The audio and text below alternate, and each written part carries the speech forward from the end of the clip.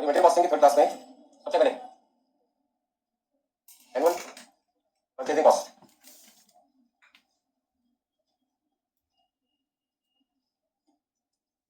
Relevant cost निकालते time,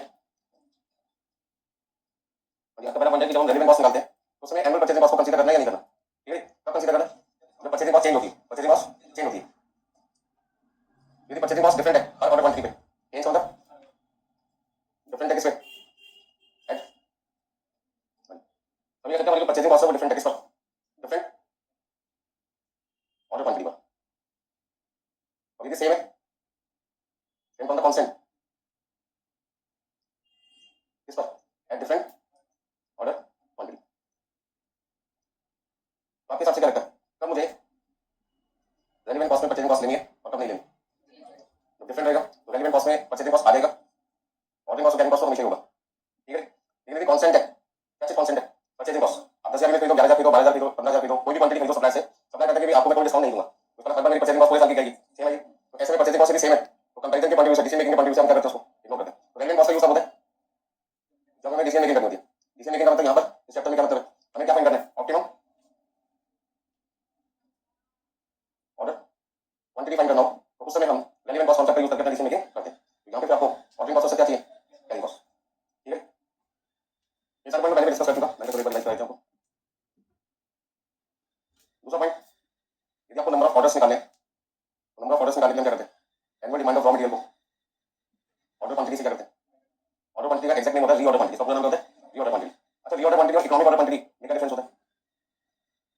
reorder quantity मतलब कोई भी क्वांटिटी जिसका मैं ऑर्डर सप्लाई को दे सकता हूँ, जैसे मैं सप्लाई से 5,000 यूनिट मांग सकता हूँ, 10,000 भी मांग सकता हूँ, 20,000 भी मांग सकता हूँ, 40,000 भी मांग सकता हूँ, 1,00,000 यूनिट मांग सकता हूँ, तो कोई भी क्वांटिटी जो मैं सप्लाई से मांग सकता हूँ उस क्वांटिटी को कहते हैं रीऑर्डर क्वांटिटी। बट उनमें से जिस क्वांटिटी में मेरी कॉस्ट सबसे क्या होगी, कम होगी, उस क्वांटिटी को कहते हैं ऑप्टिमम ऑर्डर क्वांटिटी, उसका दूसरा नाम होता है इकोनॉमिक ऑर्डर क्वांटिटी। तो ऑप्टिमम ऑर्डर क्वांटिटी का ऑल्टरनेटिव नाम क्या है, इकोनॉमिक ऑर्डर क्वांटिटी।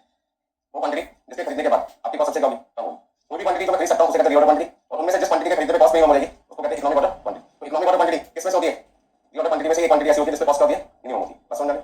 मान लो सप्लाई में 5 ऑप्शन दिए, 1,000 यूनिट खरीदो, 2,000 खरीदो, 5,000 खरीदो, 10,000 खरीदो या 20,000 खरीदो, कितने ऑप्शन दिए, 5। पता लगा कि 10,000 यूनिट में मेरी कॉस्ट सबसे क्या है, तो 10,000 यूनिट रीऑर्डर क्वांटिटी तो है ही, साथ में क्या बन गया, ऑप्टिमम ऑर्डर क्वांटिटी, जिसका दूसरा नाम ले सकते हैं इकोनॉमिक ऑर्डर क्वांटिटी। तो मैं समझाने की कोशिश कर रहा हूँ कि कोई भी क्वांटिटी जिसमें कॉस्ट मिनिमम होती है इकोनॉमिक ऑर्डर क्वांटिटी, और कोई भी क्वांटिटी जो मैं सप्लाई से खरीद सकता हूँ उसको कहते हैं रीऑर्डर क्वांटिटी। तो क्या सभी reorder quantity economic order quantity होगी? क्या सभी 5 ऑप्शन देगा, 1,000, 2,000, 5,000, 10,000, 20,000, क्या सभी के सभी reorder quantity economic order quantity होंगे? नहीं। क्या economic order quantity reorder quantity हो सकता है? हाँ जी, 10,000 यूनिट इकोनॉमिक ऑर्डर क्वांटिटी तो है ही, साथ में क्या था, रीऑर्डर क्वांटिटी था। तो एक economic order quantity reorder quantity हो सकता है, बट सभी रीऑर्डर क्वांटिटी हमेशा इकोनॉमिक ऑर्डर क्वांटिटी हो ऐसा जरूरी नहीं है। बस समझ में?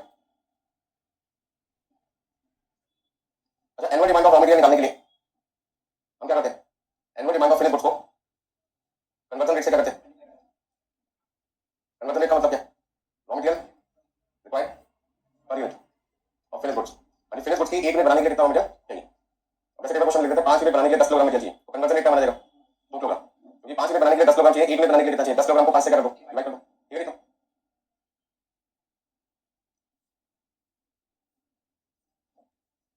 क्वेश्चन नंबर देखिए 42, और एक सिंपल क्वेश्चन से स्टार्ट करते हैं।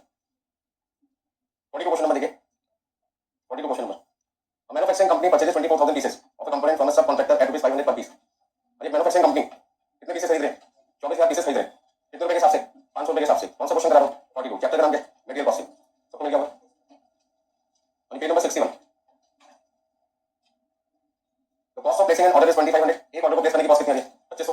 होल्डिंग कॉस्ट कितनी है, होल्डिंग कॉस्ट कैरिंग कॉस्ट कितनी है, 1%। अच्छा, मैंने आपको बताया जब भी कैरिंग कॉस्ट परसेंटेज में दे रखी होगी किस पर निकालना है, किस पर निकालना है, कैरिंग कॉस्ट परसेंटेज में दे रखी होगी किस पर कंप्यूट करना है, रॉ मटेरियल की कॉस्ट पे। तो रॉ मटेरियल कितने का, 500 का, तो 1% कितना हुआ, 1%, 500 का 1%, 500 के 5 रुपीज। दूसरा कैरिंग कॉस्ट कितनी आ गई, 1 यूनिट की 5 रुपीज। अब लाइन पढ़ने का ध्यान से पढ़ना है और समझना भी है। Company is at present placing orders at present on the, अभी जो कंपनी की पॉलिसी है वो क्या है, the company is at present placing orders which at present very between and orders place every 2 months, that is 6 orders per annum. अभी company जो order place कर रहे हैं वो हर 2 महीने में एक ऑर्डर प्लेस कर रहे हैं। क्वेश्चन क्या लिखा है, अभी कंपनी की पॉलिसी क्या है, हर 2 महीने में एक ऑर्डर प्लेस करना। तो यदि हर 2 महीने में हम एक ऑर्डर प्लेस करेंगे तो साल में 2 महीने 2 महीने 2 महीने कितने मारेंगे, 6 मारेंगे, ठीक है? तो उसमें यदि मैं हर 2 महीने के बाद एक ऑर्डर प्लेस करता हूं तो साल में मेरे सप्लाई के पास कितने जाके ऑर्डर प्लेस होंगे, 6। तो मेरे नंबर ऑफ ऑर्डर्स कितने होंगे, 6 होंगे। अच्छा, यदि नंबर ऑफ ऑर्डर्स मेरे 6 है और एनुअल डिमांड 24,000 है, उसका मतलब एक बार में मैंने कितनी क्वांटिटी मांगी होगी, 4,000 मांगी होगी। यदि मैं 24,000 क्वांटिटी पूरे साल में खरीदना चाहता हूं और मैं सप्लाई के पास कुछ 24,000 क्वांटिटी को खरीदने के लिए 6 बार जाता हूं, तो एक बार में मैंने कितना सामान मांगा होगा, कितनी क्वांटिटी मेरे की मांगी होगी, 4,000। कैसे निकाला, 24,000 को नंबर ऑफ ऑर्डर 6 से कर दिया। इसका मतलब यदि मुझे क्वेश्चन में ऑर्डर क्वांटिटी निकालनी है तो इसी फॉर्मूले का इस्तेमाल कर सकते हैं।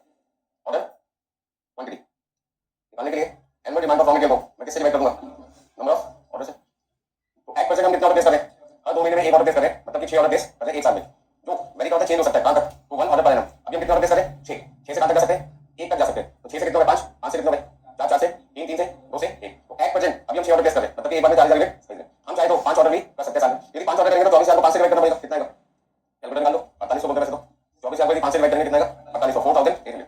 तो अभी मैं 40,000 यूनिट ऑर्डर प्लेस कर रहा हूं, मैं चाहूं तो 40,000 की जगह किस पे जा सकता हूं, मैन्युफैक्चर करके 4800 पे जा सकता हूं, बट उसके लिए मुझे नंबर ऑफ ऑर्डर कितने प्लेस करने पड़ेंगे, 5, 5 की जगह यदि मैं 4 ऑर्डर प्लेस करूंगा तो 24,000 को 4 से डिवाइड करूंगा कितने आएंगे, 6,000। इसका मतलब मुझे क्वांटिटी कितनी खरीदनी पड़ेगी, 6,000।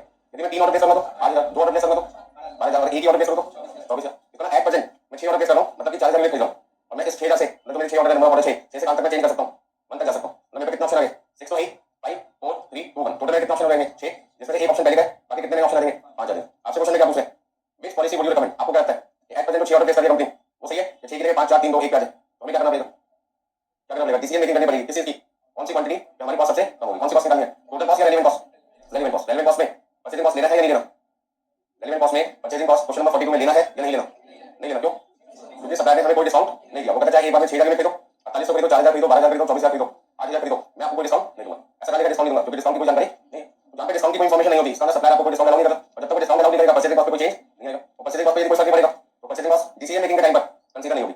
बहुत सारे बच्चे गलती करते हैं एग्जाम में, एक चीज ध्यान रखना, परचेजिंग कॉस्ट वो कॉस्ट होती है जिसके पैसे हमने सप्लायर को पे करने जब हम मटेरियल परचेज करेंगे, पहला पॉइंट। दूसरा पॉइंट, डिसीजन मेकिंग के टाइम पे परचेजिंग कॉस्ट को कंसीडर करना नहीं करना, ये अलग बात है, ठीक है।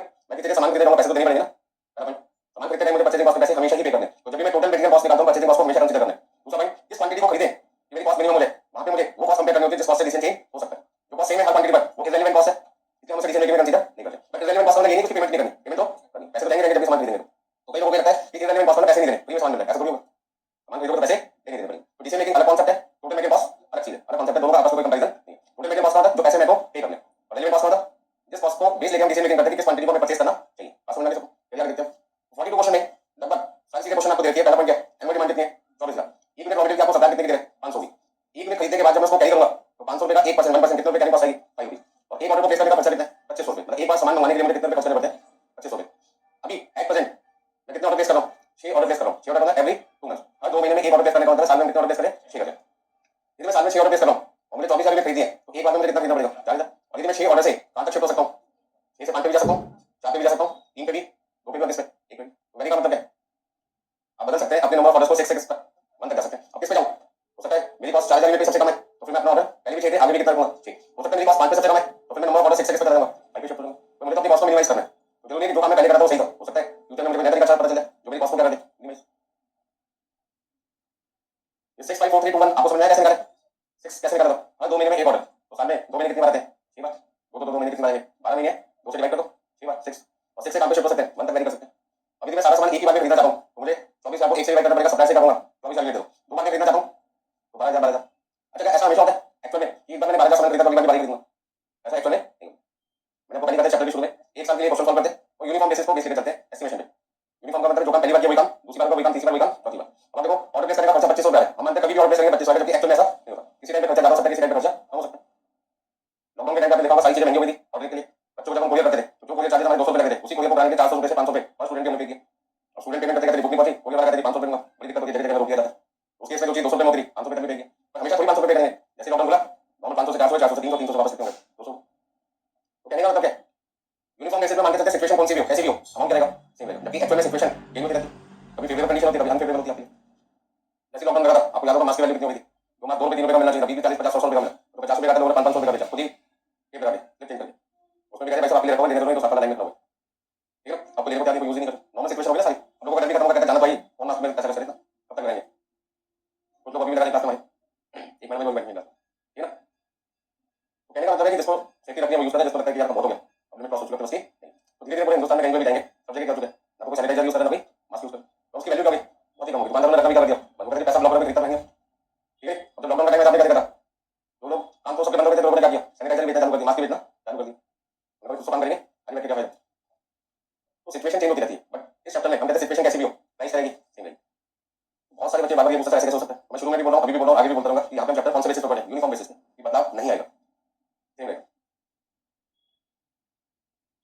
अब सबसे पहले बताइए इस क्वेश्चन में जब मैं डिसीजन मेकिंग करूंगा तो रेलेवेंट कॉस्ट निकालते टाइम आपने मुझे मना कर दिया कि परचेजिंग कॉस्ट कंसीडर नहीं करना, क्यों नहीं करना बता सकते, क्योंकि हर ऑर्डर क्वांटिटी पर परचेजिंग कॉस्ट का अमाउंट सेम है। अब जो कॉस्ट हर क्वांटिटी पे सेम है उसको कंसीडर करें या ना करें, मेरे डिसीजन पे कोई फर्क नहीं पड़ता, तो जिस कॉस्ट के कंसीडर करने से डिसीजन पे कोई फर्क नहीं पड़ता, ऐसी कॉस्ट को लिखेंगे टाइम वेस्ट हो रहा है, लिखने का कोई फायदा नहीं, ठीक है ना। सपोज करके आपका मेरा झगड़ा हो गया किसी बात पे, छोटी मोटी बात पे, और आपने किसी बंदे को बुला दिया, चलो सब कुछ छोड़ेंगे, ठीक है ना। और जिस बंदे को बुलाया वो मेरा पास स्टूडेंट का, पुराना स्टूडेंट का, उसने आते नमस्ते किया, सर बताइए कैसे आप, बहुत बढ़िया। अब जिसको आपने बुलाया उसको बुलाने का कोई फायदा हुआ, क्यों, पर्पस क्या था पर्सन को बुलाने का, आएगा और सुबह सब्जी बुलाई कर देगा, ये उसने नमस्ते करके हाथ जोड़ ली, तो कहने का मतलब पर्सन कॉमन निकला ना, आपका भी जान पहचान का था, मेरे भी जान पहचान का था, कॉमन पर्सन था, आपका पर्पस सॉल्व ही नहीं हुआ।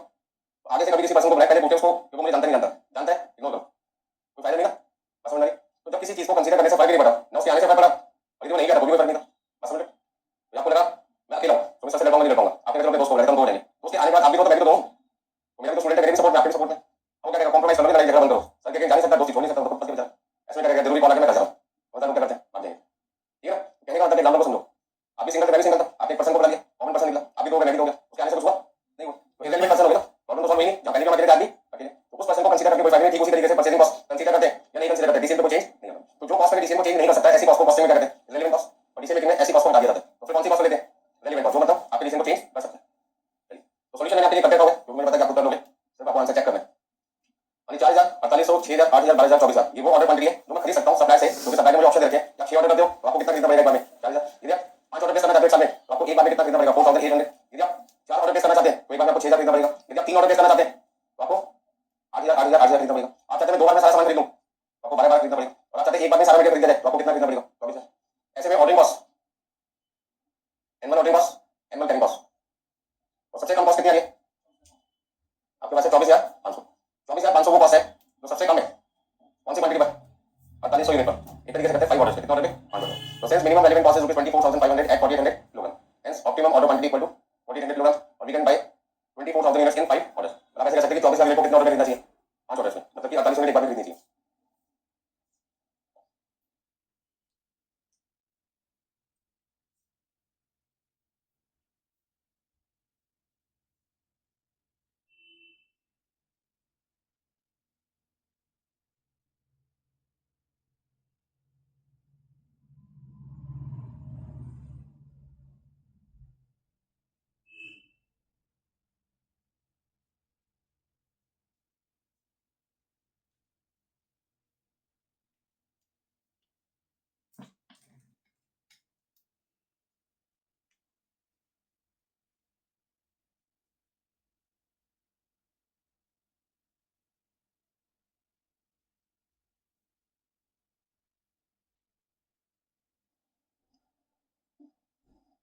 अच्छा एक बात बताइए, जब भी हम सप्लाई के पास जाते हैं तो क्या सप्लाई में हमेशा ऑप्शन देगा आप 5,000 खरीदो, 4,000 खरीदो, 10,000 खरीदो, 20,000 खरीदो, जरूरी थोड़ी है आपको सामान खरीदने जाते हैं घर पे अपने राशन का, कभी सरकार ने ऑप्शन दिया आपको 1,000 यूनिट खरीदो, 2,000 खरीदो, 5,000 खरीदो, आप क्या कहते हो 5 किलोग्राम शुगर दे दो, 20 किलो वीट आटा दे दो, ऑप्शन देता है, आप खुद मांगते हो उसे, हम मांगते हैं, ठीक है। तो सर जो क्वांटिटी आप मांग रहे हैं वो क्वांटिटी कौन सी होती है, एक ऐसी क्वांटिटी जिसके खरीदने के बाद हमारा खर्चा क्या हो, कम से कम। अब आपको बताइए एक दिन में मान लीजिए सपोज करते हैं आपके घर में, मेरे घर में सबके घर में खाना बनता है, एक दिन में मान लीजिए सपोज करते हैं 1 किलो वीट आटा यूज होता है, 1 किलो एक दिन में, साल में कितने दिन है, 365 दिन है, चलो उसमें से 65 दिन मान के चलते हैं कि हम लोगों के बर्थडे पार्टी में जाते हैं, मैरिज में जाते हैं, रिश्तेदारों के घर जाते हैं, खाना नहीं बनता हमारे घर, तो 300 दिन तो बनता ही है, और ऐसा भी तो होगा कि 300 दिनों में दूसरे लोग हमारे घर में आते होंगे, जब हम लोग जाएंगे ऑब्वियसली सामने वाले के हमारे घर जाएंगे, तो मान के चलते हैं कि हमारे घर में 350 किलोग्राम आटा पूरे साल में यूज होगा, 350 किलोग्राम, अभी पास ऑप्शन है कि 350 किलोग्राम सारा का सारा मैं आज ही खरीदूं, खरीद लेना चाहिए, क्यों, ये जो वीट है वो पेरिशेबल गुड्स है, यदि उसमें मॉइस्चर आ गया तो खराब होने का डर है, ठीक है ना, तो उसके लिए हमें क्या करना पड़ेगा, ऐसी जगह ढूंढनी पड़ेगी जहाँ पे मॉइस्चर ना हो, तो उसका मुझे कैरिंग कॉस्ट का खर्चा क्या करना पड़ेगा, क्या करना पड़ेगा, और दूसरा 350 किलोग्राम आटा खरीदने में मेरे को कैसे करना पड़ेगा, क्या करना पड़ेगा, तो एक क्वांटिटी जो मुझे बार बार खरीदनी चाहिए, आपकी मदद ने कर दिया 20 आटा खरीदा, जैसे 20 करोड़ का फिर कितना ले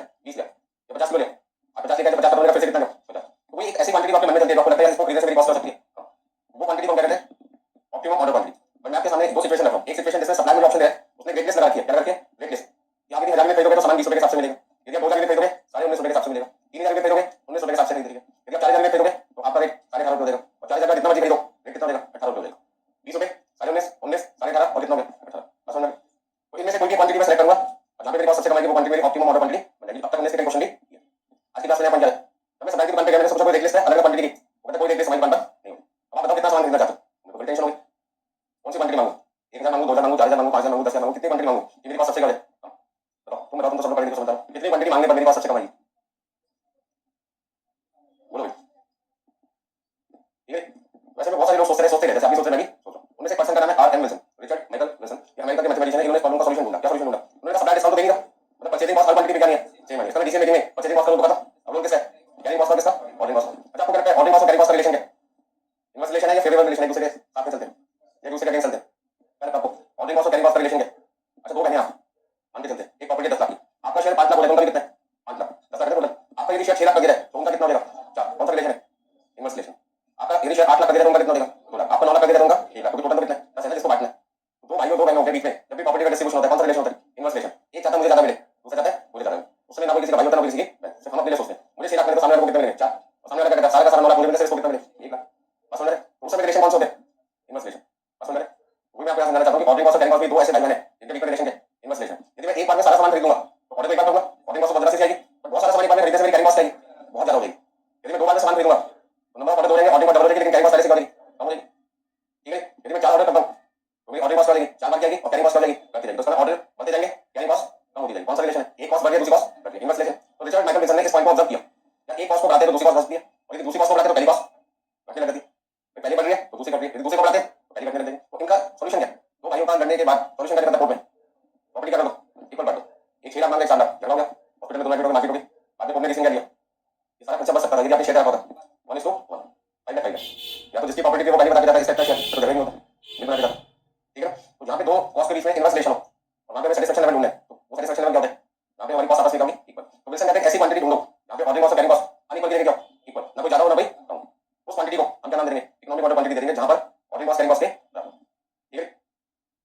आज की क्लास में आपके पास इकोनॉमिक ऑर्डर क्वांटिटी, जिसका दूसरा नाम होता है ऑप्टिमम ऑर्डर क्वांटिटी, उसको निकालने के हमारे पास कितने ऑप्शन होते हैं, 2 ऑप्शन होते हैं। पहला ऑप्शन जिसे मैं काफी प्रैक्टिस आपको करा चुका हूँ, जहाँ पे आपके पास 2 या 2 से ज्यादा ऑर्डर क्वांटिटी क्वेश्चन में गिवन होगी, जैसे अभी क्वेश्चन नंबर 42 आपने किया, वहाँ पे आप 4000 भी खरीद सकते थे क्वांटिटी, 4500 भी खरीद सकते थे, 6000 भी, 8000 भी, 12000 भी, कितना 24000। 2 या 2 से ज्यादा ऑर्डर क्वांटिटी क्वेश्चन में रहती है, तो हमसे कहते हैं केस 1, जहाँ पर आपको कौन सी कॉस्ट निकालनी होती है, रेलेवेंट कॉस्ट, और रेलेवेंट कॉस्ट निकालते हैं आपको ध्यान रखना है कि डिस्काउंट मिला, सप्लाई ने डिस्काउंट दिया आपको तो परचेजिंग कॉस्ट रेलेवेंट कॉस्ट बन जाती है, और यदि सप्लाई ने डिस्काउंट नहीं दिया तो परचेजिंग कॉस्ट रेलेवेंट कॉस्ट बन जाती है। ऐसे केस में रेलेवेंट कॉस्ट जब सप्लाई डिस्काउंट नहीं दिया परचेज प्राइस पे तो ऑर्डरिंग कॉस्ट और कैरिंग कॉस्ट को कंसीडर करके डिसीजन मेकिंग करते हैं, और जहाँ सप्लाई आपको डिस्काउंट देते हैं वहाँ पे purchasing plus ordering plus carrying cost को कंसीडर करते हैं एज रेलेवेंट कॉस्ट, और फिर डिसीजन मेकिंग करते हैं। कैसे, सभी ऑर्डर क्वांटिटी पर रेलेवेंट कॉस्ट निकालने के बाद जिस क्वांटिटी की रेलेवेंट कॉस्ट सबसे कम होती है उस क्वांटिटी को क्या कहते हैं, ऑप्टिमम ऑर्डर क्वांटिटी या इकोनॉमिक ऑर्डर क्वांटिटी, जो कि आपने पर्टिकुलर क्वेश्चन में देखा था। दूसरा केस है जो आर एम विल्सन ने ढूंढा, कौन सी सिचुएशन जहाँ पे सप्लाई हमें कोई ऑर्डर क्वांटिटी की कोई जानकारी नहीं दे रहा, और ना हमें पता चल रहा है कि मैं किस क्वांटिटी को खरीदूं जिससे मेरी कॉस्ट क्या है, मुझे ना तो सप्लाई ने कोई रेट लिस्ट लगा दिया और ना मुझे पता कि मैं कौन सी क्वांटिटी खरीदूं जिससे मेरी कॉस्ट क्या है मिनिमम। तो विल्सन कौन सी सिचुएशन के बारे में आपको बता रहे हैं, कौन सी सिचुएशन के बारे में बता रहे हैं, जब आपके पास कोई ऑप्शन ना हो कि मैं कितनी क्वांटिटी खरीदूं। पहले तो क्या दिखाई दे रहा था, रेट लिस्ट दिखाई दे रही थी, 1000 में बिक रेट है, 2000 बिक है, 4000 बिक है, 10000 बिक है, 20 बिक रेट है, अब कोई ऑप्शन नहीं है, बस मुझे ये पता है पूरे साल में मुझे कितना मटेरियल खरीदना है, बस इतना पता मुझे, ये पता है कि मटेरियल का रेट क्या है, एक बार ऑर्डर प्लेस करने का खर्चा कितना, कैरिंग कॉस्ट कितनी है, ये सब पता है, पर ये नहीं पता कि किस क्वांटिटी को खरीदूं, और ना मेरे पास ऑप्शंस है। तो ऑप्शंस होते तो मैं उसमें से डिसीजन मेकिंग करके सेलेक्ट कर लेता, अब ऑप्शन भी नहीं है तो डिसीजन मेकिंग का पॉइंट नहीं बनता। वैसे केस में विल्सन क्या कहता है, प्रोग्राम मैं हूं आपके लिए, क्या मतलब वो कहते हैं मैं ऐसा चमत्कारी फार्मूला को बताऊंगा जिससे आपकी ऑर्डरिंग कॉस्ट और कैरिंग कॉस्ट के बीच में इनवर्स रिलेशन है, जो झगड़ा रहता था वो हमेशा के लिए क्या हो जाएगा, समाप्त हो जाएगा। ये वो क्वांटिटी होगी जो मैं आपको निकाल के दूंगा इस फॉर्मूले से, जिस पर ऑर्डरिंग कॉस्ट और कैरिंग कॉस्ट का अमाउंट क्या आएगा, सेम आएगा।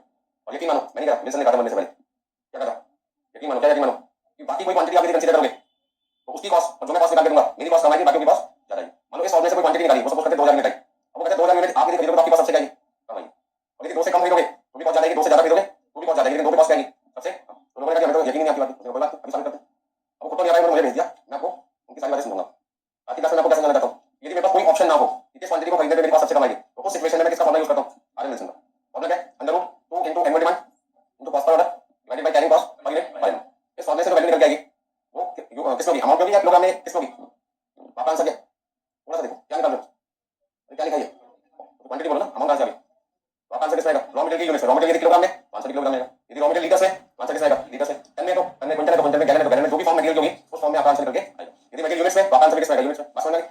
जल्दबाजी ना करें, पहले देखा करो क्या लिखा मैंने, ईओक्यू क्वांटिटी लिखा है, आपका आंसर किस में निकालो, मैं क्वांटिटी में निकालो। तो विल्सन कहता है कि कोई क्वांटिटी आपको ना बताओ तो आप इस फॉर्मूले से एक क्वांटिटी ढूंढ सकते हो, और मैं साबित करूंगा विल्सन कहता है कि इस क्वांटिटी के खरीदने के बाद आपकी कॉस्ट बाकी क्वांटिटी से जाएगी सबसे कम, ठीक है। और वो इस फॉर्मूले को निकाल कर क्या मान के चलते हैं, परचेजिंग कॉस्ट कंसीडर करने का कोई फायदा नहीं है, क्योंकि परचेजिंग कॉस्ट तो क्वांटिटी निकालनी है, सही है, तो झगड़ा परचेजिंग कॉस्ट की वजह से तो है ही नहीं, झगड़ा किसकी वजह से, ऑर्डरिंग कॉस्ट और कैरिंग कॉस्ट के इनवर्स रिलेशन की वजह से, ठीक है। सबने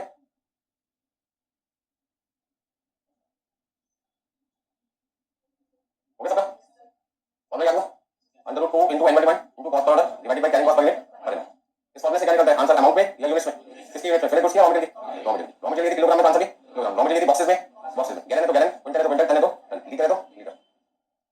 तो एक एग्जांपल के साथ विल्सन वाला फॉर्मूला को समझा दूं। मान लो ये क्वेश्चन एग्जाम में आया 2 नंबर का, एनुअल डिमांड 20,000 यूनिट है, कॉस्ट पर यूनिट 50 रुपए, कॉस्ट पर ऑर्डर 1000 रुपए, कैरिंग कॉस्ट कितनी है 10 रुपए, और आपसे कहते हैं इकोनॉमिक ऑर्डर क्वांटिटी निकालो, हो गया ना दिमाग खराब। अब तक हर क्वेश्चन में इकोनॉमिक ऑर्डर क्वांटिटी कैसे निकाल लेते हैं, रेलेवेंट कॉस्ट के बेस पे। रेलेवेंट कॉस्ट का कॉन्सेप्ट यूज होता है जब आपके पास क्वेश्चन में कम से कम कितनी क्वांटिटी हो, 2 से मिनिमम कितनी होनी चाहिए 2, ताकि दोनों क्वांटिटी क्या निकालेंगे, रेलेवेंट कॉस्ट, और जिस क्वांटिटी पे रेलेवेंट कॉस्ट मिनिमम होगी वो क्वांटिटी मेरी बन जाएगी इकोनॉमिक ऑर्डर क्वांटिटी। और यहां तो दिक्कत क्या है, कोई भी क्वांटिटी नहीं दे रखी, कोई भी क्वांटिटी नहीं दे रखी, सिचुएशन समझ आ गया। पिछली क्लास में जो क्वेश्चन किए थे, आज की क्लास में 40 क्वेश्चन किया था, वो कौन सा केस था, केस नंबर 1, जहां पे मेरे पास ऑर्डर क्वांटिटी कितनी थी, 2 या 2 से ज्यादा। अब जो मैंने एग्जांपल छेड़ दिया, आपकी क्लास स्टार्ट कर दिया, उसमें क्या है, कोई भी ऑर्डर क्वांटिटी नहीं है और दिमाग पूरा तरीके से काम करे। तो विल्सन कहता है टेंशन मत लो, मैं हूं ना आपके लिए, ठीक है। जैसे कोई प्रॉब्लम आती है पेरेंट्स कहते हैं चिंता मत करो, मैं आपके साथ हूं, करना उन्हें कुछ नहीं है, कह देते हैं, ठीक है। और सपोर्ट होता है कि पेरेंट्स करे, कोई टेंशन वाली बात नहीं। लेकिन विल्सन कहता है मैं समझूं, मैं आपके लिए सॉल्यूशन ढूंढ के दूंगा और ढूंढ के दिया भी। अच्छा लोगों की मर्जी है विल्सन की बात माने या ना माने, तो एडवाइस जैसा दे रहा है। या यदि ऐसी सिचुएशन है जो क्वेश्चन आपको दिखाई दे रहा है तो मेरे बनाए फॉर्मूला का इस्तेमाल कर सकते हैं फ्री ऑफ कॉस्ट, पैसे थोड़ी लेना आपसे, पसंद है तो ठीक है, नहीं है तो ठीक है। जब आप किसी रास्ते पे जा रहे हो तो रास्ता नहीं समझ आता, कोई बंदा रास्ते में मिल जाता है और आप उससे रास्ता पूछते हो, उसने कहते भाई साहब आपको राइट पे जाना है, पता उसको भी नहीं है लेकिन यकीन तो पूरा होता है ना, तो उसने बोल दिया कोई मान लेता है, ये एग्जाम में भी होता है, कोई क्वेश्चन आपको आता नहीं, 7 बार खत्म हो जाता है, आता उसको भी नहीं था और उसने कहा मैं इसके सामने अपनी इमेज को बना लूं, आता मुझे जो मुझे बोल देता है काम करना होता है, ठीक है। वो सारे ऐसे भी बच्चे होते हैं दोस्तों को दिखाते हैं कैसे होशियार हो। चलिए अब जल्दी से बात करते हैं सॉल्यूशन की। विल्सन के हिसाब से इकोनॉमिक ऑर्डर क्वांटिटी निकालने का फॉर्मूला क्या था, 2 into annual demand into cost per order carry cost per unit. इस फॉर्मूले में सिर्फ मुझे वैल्यू पुट करनी है,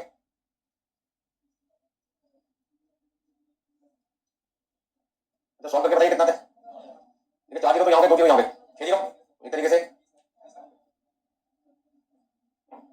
तो काम कर सकते हैं। कैलकुलेटर आप सबके पास है, ठीक है। 40 लाख रुपए के रुपए लिखेंगे, क्वांटिटी लिखेंगे, क्वांटिटी और इसका क्या कर दो अंडर रूट, वापस कितना देगा 2000। तो विल्सन क्या कहते हैं, कोई भी क्वांटिटी आपको ना समझ में आए तो आप मेरा वाला फॉर्मूला यूज कर सकते हैं, ये मर्जी आपकी, करें या ना करें, मैंने तो आपको सॉल्यूशन दिया, ठीक है। तो 2000 क्वांटिटी पर विल्सन कहता है आपकी कॉस्ट सबसे कम आएगी, कौन सी कॉस्ट, परचेजिंग या ordering and carrying. Ordering and carrying cost क्या है, सबसे कम आएगी, किससे, बाकी किसी और क्वांटिटी को खरीदेंगे तो उसकी कॉस्ट से और इस कॉस्ट को कंपेयर करेंगे तो ये कॉस्ट आएगी 2000 रुपए कम आएगी। तो लोगों ने साबित हो उसने काम करो, एक क्वांटिटी 2000 से कम ले लो और एक क्वांटिटी 2000 से ज्यादा ले लो। मान लो एक क्वांटिटी मैंने 1000 ले ली, एक ले ली मैंने 5000, 6000, 8000, 10000 कोई भी ले सकता हूँ, तो डिमांड कितनी है मैक्सिमम 20 है, तो 20 से नीचे नहीं कर लो। तो एक क्वांटिटी मैंने 2000 से कम 1000 मान लिया और एक क्वांटिटी मैंने 2000 से ज्यादा 5000 ले ली, तो कितनी क्वांटिटी हो गई मेरे पास 3, 1000 लो 2000 हो गए, एक हवा 2000 5000 हो गया और एक विल्सन कहता है मेरी बात सुन ले, उनकी आंसर कितने 2000। तो मैं विल्सन की बात को प्रूव करना चाहता हूं कि जो विल्सन हमें समझा के देते हैं, समझा देते। यदि आपके पास कोई ऑप्शन ना हो तो किस क्वांटिटी को खरीदकर आप अपनी कॉस्ट को मिनिमाइज कर सकते हैं, इस फॉर्मूले से आंसर निकलेगा वो क्वांटिटी मेरी नजर में कौन सी क्वांटिटी है, इकोनॉमिक ऑर्डर क्वांटिटी। आप माने तो ठीक है, ना माने तो ठीक है। ये असम्पशन है किसकी, आर विल्सन की। और इस फॉर्मूले के पीछे बहुत सारी असम्पशंस यूज की गई किसके द्वारा, विल्सन के द्वारा। वो कहते हैं ये असम्पशंस यदि आप फुलफिल कर दोगे तो जो फॉर्मूला मैं आपको बता रहा हूं उससे आपका आंसर क्या आएगा, सही आएगा। तो सबसे पहले हम वेरीफाई कर रहे हैं, एक क्वांटिटी मैंने 1000 यूनिट्स ले ली, एक मैंने कौन सी ली 2000 और एक कौन सी ले ली 5000। 1000 यूनिट पे कॉस्ट निकालना कितनी आती है, जल्दी बताइए कितना था 1000 पे। एनुअल डिमांड कितनी, 24000 20,000 20,000 डिवाइड बाय 1000 इनटू और कॉस्ट ऑर्डर कितने 1000, तो कितना देगा। यदि मैं एक बार में 2000 यूनिट खरीदूंगा तो मेरी कॉस्ट कितनी आएगी, और यदि मैं एक बार में 5000 यूनिट खरीदूंगा तो आपने क्या फील किया, क्या नोटिस किया, जैसे जैसे क्वांटिटी आप ज्यादा खरीदोगे एक बार में नंबर ऑफ ऑर्डर्स कम हो जाएंगे। पहले केस में नंबर ऑफ ऑर्डर कितने रहते 20, अब कितने रहते 10, अब कितने 4। तो जैसे जैसे ज्यादा क्वांटिटी खरीदना स्टार्ट करोगे नंबर ऑफ ऑर्डर्स कम हो जाएंगे, तो आपकी ऑर्डरिंग कॉस्ट क्या होगी, कम होने लगेगी ना। ऑर्डरिंग कॉस्ट 20 से कितनी होगी 10, 10 से कितनी होगी 4। तो ऑर्डरिंग कॉस्ट घट रही है किस वजह से, ज्यादा क्वांटिटी खरीदने की वजह से। लेकिन दूसरी तरफ कैरी कॉस्ट क्या होगी, भाई देखते क्या ये बात सही है। तो 1000 डिवाइड बाय 2, 2000 डिवाइड बाय 2 और 5000 डिवाइड बाय 2 और ये कैरी कॉस्ट कितनी थी 10 रुपए। पहले केस में कितना था 5000 10,000, आपने क्या देखा कैरी कॉस्ट 5000 से कितनी होगी 10,000, 10,000 से कितनी होगी 25। तो ऑर्डरिंग कॉस्ट तो कम लगी, ऑर्डरिंग कॉस्ट आपकी घटने लगी और कैरी कॉस्ट बढ़ने लगी, इन्वर्स रिलेशन है ना। तो विल्सन क्या कहते हैं, मैंने कैसा फॉर्मूला आपको बताया यहाँ पे ऑर्डरिंग कॉस्ट कैरी कॉस्ट का झगड़ा भी खत्म हो जाएगा और आपकी ऑर्डरिंग कॉस्ट और कैरी कॉस्ट का टोटल बाकी किसी क्वांटिटी की कॉस्ट से क्या आएगा कम आएगा। तो देखते हैं कितना दम है इस बात में, तो देखिए चेक करते हैं 20 + 5 n + n 4 + 25। विल्सन क्या कहते हैं, दो बातें बोली थी मैंने, एक तो ऑर्डरिंग कॉस्ट और कैरी कॉस्ट आएगी सेम आएगी 10,000 10,000 और दूसरा इस क्वांटिटी पर जो क्वांटिटी मैं बता रहा हूँ वहां पे आपकी ऑर्डरिंग कॉस्ट और कैरी कॉस्ट आएगी सबसे कम। हमने परचेजिंग कॉस्ट ले लिया, विल्सन कहता है सप्लाई डिस्काउंट दे देगा, तो परचेजिंग कॉस्ट को कंसीडर करें ना करें कोई फायदा नहीं, लोगे तो भी कोई दिक्कत नहीं, लोगे तो भी कोई दिक्कत नहीं, तो लेके कोई फायदा नहीं है। तो एक से एक लोग एक्सपर्ट बैठे हैं दुनिया में, ठीक है ना। हमको नहीं यूज बना बना फॉर्मूला यूज किया और प्रॉब्लम का सॉल्यूशन ढूंढ लिया। तो विल्सन का फॉर्मूला यूज करना पड़ेगा भाई साहब। विल्सन का फॉर्मूला कहाँ यूज होता है, विल्सन का फॉर्मूला कहाँ यूज होता है, कौन आंसर देना चाहेगा बताइए। यहाँ पर हमें ये नहीं पता चला कि किस क्वांटिटी को परचेज करें, मतलब कोई भी ऑर्डर क्वांटिटी क्वेश्चन में नहीं देखी, तो वहाँ पे फिर हमें मजबूरन किसका फायदा उठाना पड़ेगा विल्सन का। विल्सन कहता है कोई क्वांटिटी नहीं देखी होती तो मेरा फॉर्मूला यूज करके ऐसी क्वांटिटी ढूंढो यहाँ पर आपकी कॉस्ट आएगी सबसे कम होगी, कौन सी कॉस्ट, ऑर्डरिंग कॉस्ट और कैरिंग कॉस्ट, ठीक है। चलो ऐसा केस भी हो सकता है, मान लो जब मैं दुकानदार के पास ज्यादा सामान खरीदे, ध्यान से सुनो, मैं सप्लायर के पास जा रहा हूँ सामान खरीदने मटेरियल और उस समय सप्लायर ने मुझे कुछ नहीं बताया कि कोई ऑप्शन उसकी दुकान पे चल रही है, कोई डिस्काउंट पॉलिसी कभी भी आ सकती है। तो जब मैं उसके पास जा रहा था तो रास्ते में सोचा था कौन सी क्वांटिटी मांगू, तो मुझे पता चला किसके बारे में, विल्सन फटाफट से मैंने कैलकुलेटर में वैल्यू पुट करी और अंडर रूट करके पता लगा कि कितनी क्वांटिटी खरीदनी चाहिए 2000। अब मैं सप्लायर के पास गया, ये डाटा मेरे पास गिवन था और मैंने कहा 2000 क्वांटिटी दे दो, तो सप्लायर कहता है भाई 2500 में खरीदोगे तो मैं आपको मटेरियल का रेट 50 रुपए से कितना लगाऊंगा 45 लगा दूंगा, लेकिन उसके लिए आपको क्वांटिटी 2000 की जगह कितना खरीदना पड़ेगा।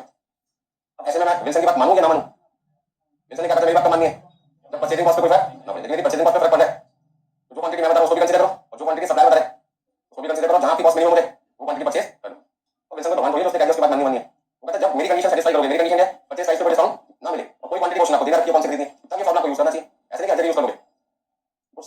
रकम चांसेस है वहां पर ये फॉर्मूला को यूज करना, हर जगह नहीं करना। अभी सप्लाई करा गया 45 रुपए में आपको सामान देने के लिए, लेकिन आपको एक बार में 25 खरीदनी पड़ेगी, तो क्या मैं इस ऑप्शन को छोड़ दूं?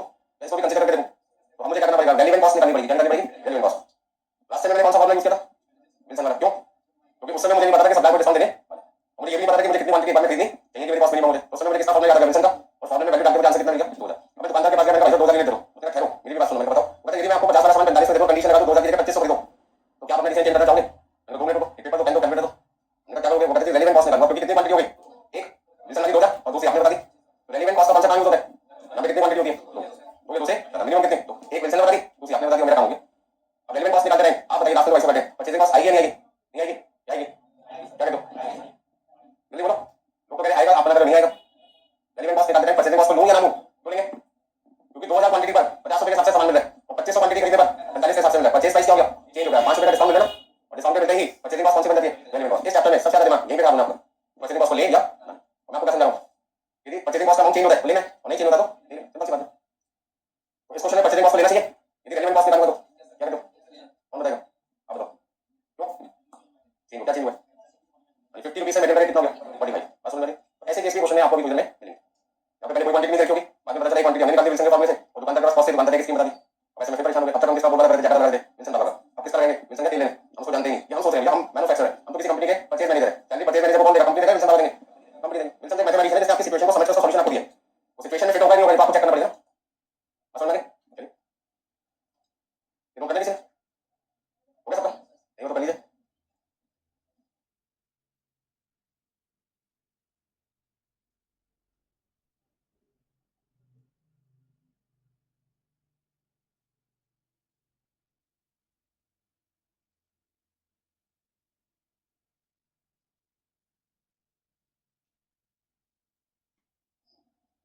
और लिखिए सामने। और देखिए विल्सन तो कहता है इकोनॉमिक ऑर्डर क्वांटिटी वो क्वांटिटी होती है जहां पे ऑर्डर कॉस्ट कैरिंग कॉस्ट के बराबर होता है। ऐसा क्यों कहा? क्योंकि मैंने जो फॉर्मूला मैंने आपको बताया था अंदर बना, वो फॉर्मूला इस कंडीशन के हिसाब से बना था। वो क्वांटिटी इस पर ऑर्डर कॉस्ट कैरिंग कॉस्ट क्या होगा? बराबर होगा। वो क्वांटिटी क्या बन जाएगी? इकोनॉमिक ऑर्डर क्वांटिटी बन जाएगी। तो विल्सन ने आपको सिर्फ एक बात बोली थी कि order quantity, economic order quantity वो क्वांटिटी होती है जहां पर ऑर्डर कॉस्ट कैरिंग कॉस्ट के बराबर होती है। तो हमने ऑर्डर कॉस्ट का फॉर्मूला क्या? ऑर्डर कॉस्ट का फॉर्मूला जल्दी बताइए। Annual demand divide by order quantity into cost per order, और कैरिंग कॉस्ट का फॉर्मूला क्या? Divide by 2 into carrying cost per unit per unit. यदि इन दोनों फॉर्मूलों को मैं यहां पे क्रॉस मल्टीप्लाई कर दूं तो सब पड़ेगा मेरे को? नहीं, तो मैंने क्या किया? 2 मल्टीप्लाई क्या किया? Order quantity multiply by into carrying cost per unit. Order quantity को ऑर्डर क्वांटिटी से मल्टीप्लाई किया तो क्या होगा? ऑर्डर क्वांटिटी स्क्वायर हो गया।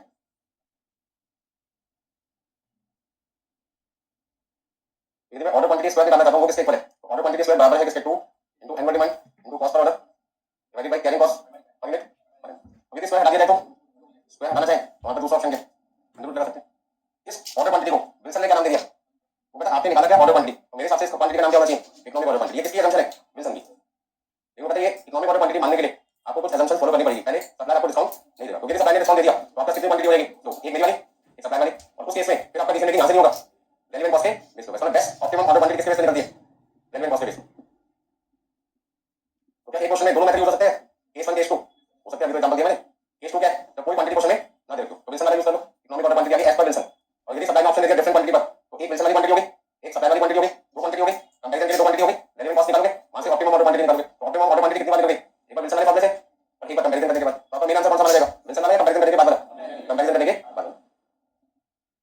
विल्सन का ठीक है जब तक वो कहते हैं मेरी बनाई गई असम्पशंस को फुलफिल करना है। और जैसे मेरी असम्पशन आपने तोड़ दी, मेरी बात आपको गलत लगेगी। तो विल्सन कहता है सबकी सुनो लेकिन करो अपने मन की, मेरी भी सुनो, सप्लाई की भी सुनो, सबकी सुनो, करना किसकी? अपने मन की। अपने मन का मतलब क्या? जिस क्वांटिटी पे आपकी फाइनल कॉस्ट सबसे कम, मतलब रेलेवेंट कॉस्ट क्यों सबसे कम, वो क्वांटिटी खरीदो। हम भी ठीक है, सामने वाला भी ठीक है, आपको डिसीजन लेना कौन सा आपके लिए चाहिए। ठीक है, हो गया ना सबको? बोलो। ऑप्टिमम और इकोनॉमिक ऑर्डर क्वांटिटी का मतलब एक ही होता है। ऑप्टिमम ऑर्डर क्वांटिटी का तो या इकोनॉमिक ऑर्डर क्वांटिटी का तो एक ही चीज है। बट विल्सन का आंसर सप्लाई के आंसर से मैच हो भी सकता, नहीं हो सकता। जब ऐसा होता है कि सप्लाई डिस्काउंट तो दे रहा है लेकिन थोड़ा सा डिस्काउंट दे रहा है, और वो कहता है सारा क्वांटिटी एक बार में खरीदो। वो कहता है सामान 20 वाला मैं आपको 19 रुपए 80 पैसे का दूंगा, 20 वाला सामान कितने का दूंगा?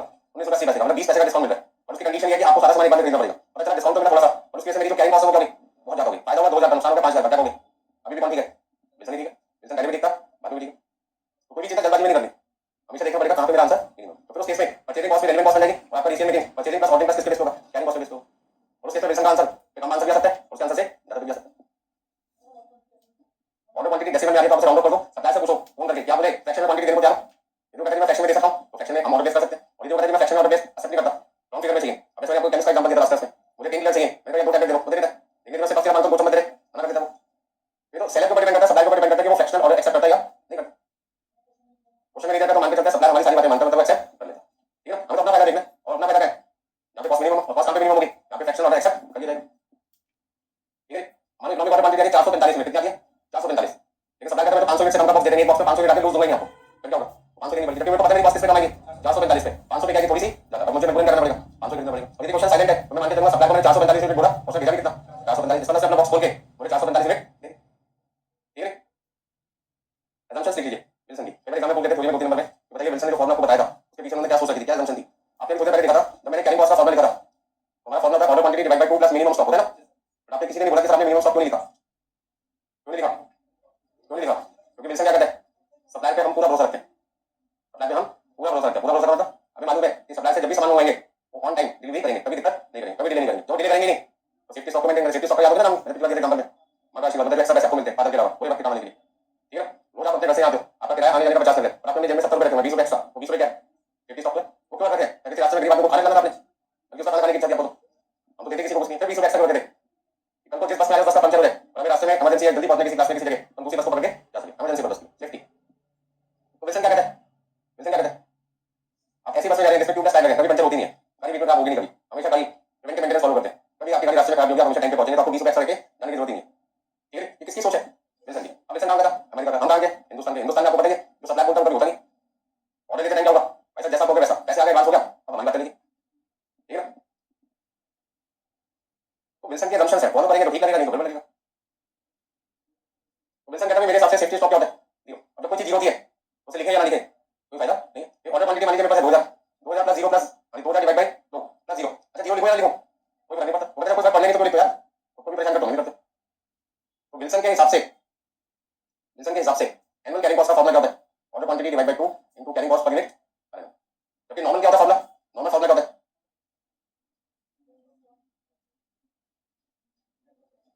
ठीक है। तो यदि कोई आंसर विल्सन वाले फॉर्मूले से निकाल दो तो आपको मिनिमम स्टॉक कंसीडर नहीं करना, क्यों नहीं करना, क्योंकि विल्सन क्या कहता है हमें पूरा भरोसा है किस पे सप्लाई पे, वो कभी भी डिले नहीं करेगा उसको डिलीवर करने में, ऑन टाइम डिलीवरी है, समय पर डिलीवरी है, तो आपको एक्स्ट्रा अपने पास रखिए, अपना पैसा वेस्ट करने की कोई जरूरत नहीं है। ये assumption है किसकी, विल्सन की, उस assumption के बेस पे उसने फॉर्मूला बनाया, ठीक है। दूसरी assumption क्या है, आपकी एनुअल डिमांड क्या रहेगी रॉ मटेरियल की कांस्टेंट, आपको यदि लगता है कि पूरे साल में 20,000 किलोग्राम मटेरियल चाहिए तो वो 20 का 20 रहेगा, 21 होगा 22 होगा 18 होगा, कितना रहेगा 20, क्योंकि आप यदि बार बार 20 के 24 कभी 18 कभी 22 करोगे तो फिर मेरा आंसर बराबर क्या हो जाएगा, यही हो जाएगा। तो आपको मानना पड़ेगा पूरे साल की क्वांटिटी कितनी आपको चाहिए 20,000, कॉस्ट पर ऑर्डर, एक ऑर्डर का खर्चा यदि 1000 रुपए तो दूसरे ऑर्डर का खर्चा भी कितना है 1000, तीसरे का भी कितना है 1000, ऐसा नहीं है कि पहली बार 1000 लेंगे तो दूसरी बार 930 बार 1500 लेंगे, हर बार कितना लगेगा 1000 ही लगेगा, यानी carrying cost per unit per annum क्या रहेगा कांस्टेंट, तो material cost per unit into percentage, percentage का मतलब है कई बार कैरिंग कॉस्ट इसमें देख होती है परसेंटेज में, बट उस समय क्या ध्यान रखना पड़ेगा आपको सप्लायर कोई डिस्काउंट नहीं देगा, क्योंकि सप्लायर ने डिस्काउंट दे दिया, यदि सप्लायर ने डिस्काउंट दे दिया तो कैरिंग कॉस्ट क्या हो जाएगी, ठीक है। मानो मटेरियल 50 रुपए का है और उसका 10% निकालूंगा तो कितना आएगा 5, यदि मटेरियल 49 रुपए का हो जाए तो 4 रुपए 90 पैसे हो जाएगा, यदि मटेरियल 48 रुपए का मिले तो उसका material cost per unit into percentage of carrying cost is equal to carrying cost per unit. तो यदि आपका material cost per unit change हो गया तो कैरिंग कॉस्ट पर यूनिट भी क्या रहेगा चेंज, ऑब्वियसली कहते हैं कैरिंग कॉस्ट होनी चाहिए कांस्टेंट होनी चाहिए, इसका मतलब मटेरियल कॉस्ट पे डिस्काउंट नहीं होना चाहिए, तो कैरिंग कॉस्ट कांस्टेंट कब होगी, कैरिंग कॉस्ट कांस्टेंट कब होगी जब मटेरियल कॉस्ट हर बार कितनी हो 50 ही हो, तो 50 का 10% करेंगे कितना आएगा, यदि कैरिंग कॉस्ट पर यूनिट पर हमको कांस्टेंट बनाना चाहते हैं विल्सन के हिसाब से तो वो कहते हैं डिस्काउंट नहीं मिलना चाहिए, तो सप्लाई आपको अगर मटेरियल कितने के हिसाब से दे 50 ना 50 से ज्यादा होना चाहिए ना 50 से कम, जबकि एक्चुअल में कभी मटेरियल 50 से ज्यादा होता है कभी 50 से कम, क्यों कभी टैक्स का चेंज हो रहा है, कभी डीजल पेट्रोल सीएनजी का चेंज हो रहा है, इसलिए से मार्केट में रोड आपका रेट रहता है सामान का चेंज हो रहा है, कभी सामान सस्ता मिलता है कभी सामान इलेक्शन के टाइम पे थोड़ा सामान सस्ता मिलता है, इलेक्शन का प्राइस 30 40 50% रहती है, इसमें इलेक्शन आ रहा है जगह जगह सिलेंडर गैस के होते हैं कम होते जा रहे हैं, 900 रुपए का रेट सुना था 1000 रुपए का हवा 550 600 रुपए के बीच में, थोड़े दिन बाद कितना जाएगा इलेक्शन के बाद 1200 से 1500 के बीच में जाएगा, तो अभी सस्ता जा रहा है कभी तो वहीं से होगी, लोगों ने खाने पीने को छोड़ देना है, ये सब स्टैंड है किसके इलेक्शन के। और देखिए सरकार ने इस समय एमसीडी कर माफ कर दिया हाउस टैक्स उन लोगों ने जिन्होंने कभी पे नहीं करा 2004 से अभी तक, अब वो कहते 2 बार पे करो 2004 से 2 बार 22 हमने 2022 में कितना करा थे 18 साल मान लेते, वो कहते 18 साल में 2 साल का पे करो 16 साल का माफ, मुझे एक बात नहीं समझ आ रही, हम तो 2004 से लगातार पे करते हैं, गलती कर दी दुनिया की सब थोड़ी, 1 रुपए भी माफ नहीं हुआ वो हमेशा टाइम पे पे की, उससे क्या समझ आ रहा है जब भी इलेक्शन आने वाले हो नई नई पॉलिसी आएंगी तो आपको उसका फायदा मिलेगा, तो ऐसे लोग मार्केट में बढ़ेंगे 2 बार का पैसा देके 16 साल में 14 साल का माफ हो जाएगा 16 साल का माफ हो जाएगा बोले, ठीक है। तो सरकार खुद ही ऐसे नियम बनाती है ये लोग खुद ना पे करें, अब जैसे एक बार 2 बार पे कर दिया अगले 15 साल पे नहीं करेगा कभी तो स्कीम आएगी वो 2 बार पे करेगा, तो इससे आपको क्या समझ आ रहा है, लेवल को क्या समझना है, कोई हाउस टैक्स पे नहीं करना जब तक मकान ना बेचे, जब तक सरकार की नई पॉलिसी ना आए, ठीक है। आज आएगी तो 10 साल 15 साल 20 साल में आनी आनी है, और 10 15 साल में आता है कितने साल होंगे देखते हो, ठीक है। अभी तो आपका एनसीडी में उससे पहले बीएससी चेंज हुआ था, जब इलेक्ट्रिसिटी कंपनी चेंज हुई थी उन्होंने सारे के सारे लोगों को क्या कर दिए थे, उन्होंने एक अमाउंट पे करो सबका बिजली का बिल माफ 10 साल का हो जाए 5 साल का 15 साल का, बस समझ रहे क्या सीख लो मिलने से टाइम पे पेमेंट कभी भी मत दो, ऐसा सरकार करती है मुझे लगता है बट हमें नहीं करना चाहिए, अब गुस्सा बातें क्या करें वो पूरा पैसा भी दिया रिफंड भी नहीं आ रहा। चलिए नेक्स्ट पॉइंट है लीड टाइम, लीड टाइम का मतलब क्या होता है, डिलीवरी पीरियड का मतलब आगे मैं सप्लाई को ऑर्डर प्लेस करता हूँ तो सप्लाई को उसको डिलीवर करने में कितना समय लगेगा, 1 दिन 4 दिन 10 दिन 15 दिन। तो जैसे क्या कहते हैं, आप फोन करोगे 10 मिनट में सामान आपके पास आ चुका है, इतनी फास्ट डिलीवरी है, मतलब आपको डिलीवरी पीरियड ना के बराबर नहीं है। ठीक है, जब भी आपको सामान चाहिए फटाफट सप्लाई कर देते हैं, सामान आपको सप्लाई कर देते हैं, आपको डिले होता ही नहीं, ना 1 दिन का ना 2 दिन का। जैसे मान लीजिए हमारे पानी आता है बच्चों को पिलाने के लिए, कुछ पीने के लिए, तो जैसे हम फोन करते हैं विदिन 5 मिनट के 10 मिनट के अंदर वो क्या करता है, पर्सनल डिलीवरी कर देता है। हमें रुकना नहीं पड़ा 1 दिन 2 दिन 3 दिन के लिए। बस समझ रहे, मान लीजिए हमने जो मशीन लगी है उस मशीन में डिस्पेंसर के अंदर वाटर लगा है 20 लीटर का, मुझे पता है कि यार 1 घंटे और चलेगा। ठीक है, 1 घंटे के बाद खत्म हो जाएगा तो हम क्या करेंगे, फटाफट से बंदे को फोन करके हमें पता 15 मिनट में भेज देता है। तो जब तक ये खत्म नहीं होगा उससे पहले हमारे पास आ जाएगा। उसका मतलब क्या हुआ, सप्लाई हमारा क्या वाटर सप्लाई बहुत प्रॉम्प्ट है, कभी दिक्कत नहीं करता और सप्लाई कभी डिले करता ही। तो लीड टाइम जीरो हो गया, जैसे ऑर्डर प्लेस किया सामान खत्म होने से पहले सामान आ गया। आके देखो, होम डिलीवरी देखो, जितनी देर आप सोचते हैं मैं जाके लेके आऊँ उतनी देर में तो आपके घर जाता सामान। ठीक है, तो विल्सन के असम्पशन क्या है, कोई सेफ्टी स्टॉक नहीं होगा, कोई लीड टाइम नहीं होगा, कैरी कॉस्ट पर यूनिट पर रन करेगा सेम, इसमें सप्लायर आपको कोई डिस्काउंट नहीं देगा। ऑर्डरिंग कॉस्ट पर ऑर्डर करेगी हर ऑर्डर पे सेम। ठीक है, पूरे साल में जो मटेरियल आपको खरीदना है उसकी डिमांड करेगी कौन से। अच्छा, इनमें से कोई भी चीज बदल गई तो विल्सन का मेरा फॉर्मूला तो सही आंसर नहीं देगा, समझ लो फिर मेरा आंसर डिफरेंट होगा, आपसे भूल जाओ। चलिए कुछ क्वेश्चन आपको बुक से कराता हूँ।